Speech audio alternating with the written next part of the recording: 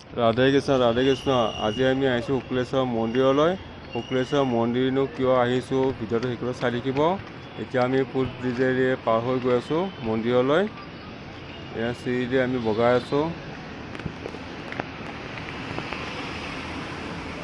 এই ফুট ব্ৰিজখন হোৱাৰ পৰা মানুহৰ বহুত সুবিধা হৈছে, নহ'লে ৰাস্তাৰে পাৰ হওঁতে বহুত সময় লাগে, যিটো বহুত গাড়ী মটৰ ভিৰ হয়, জাম হয়। ধুনীয়াকৈ বনাইছে ফুট ব্ৰিজখন।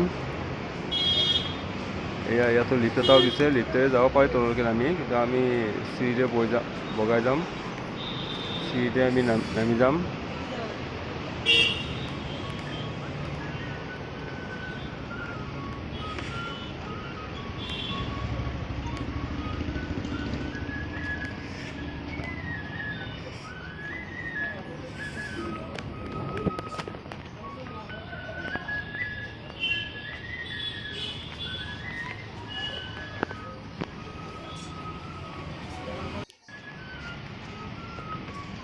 এয়া শুক্লেশ্বৰ মন্দিৰ। আমি শুক্লেশ্বৰ মন্দিৰ ভিতৰলৈ সোমাই আহিলোঁ।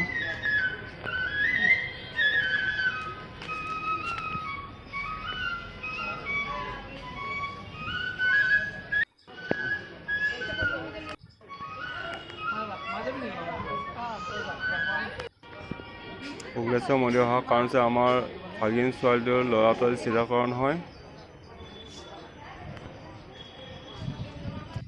এতিয়া আমি প্ৰথমতে শিৱ মন্দিৰ দৰ্শন কৰি লওঁ।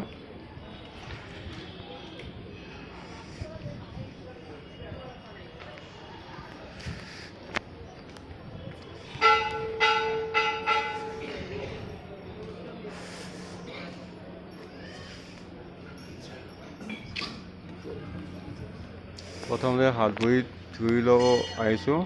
প্ৰথমতে হাত ভৰি ধুই লওঁ।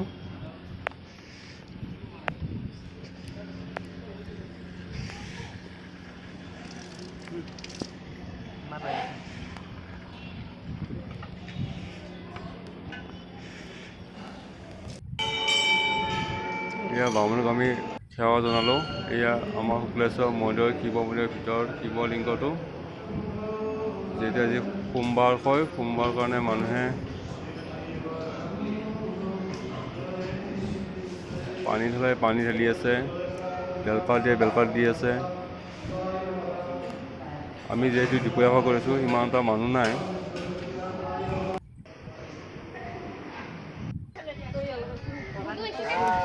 এই ভাগিনৰ ল'ৰাটো চিধাকৰণৰ কাৰণে এয়া গা পা ধুৱাই দিলে। এতিয়া আমি অলপ আগৰ ফালে যাওঁ, যিহেতু ব্ৰহ্মপুত্ৰ নদীৰ পাৰতে যিহেতু শুক্লেশ্বৰ মন্দিৰ। ইয়াৰ নদীত বহুত পানী বাঢ়িছে। এতিয়া আমি খাব লৈছোঁ, যিহেতু আমি নিৰামিষ খাওঁ, নিৰামিষ খাব আমি ওলাইছোঁ। লগত পনীৰ আছে। এয়া ভাগিন ল'ৰাটো।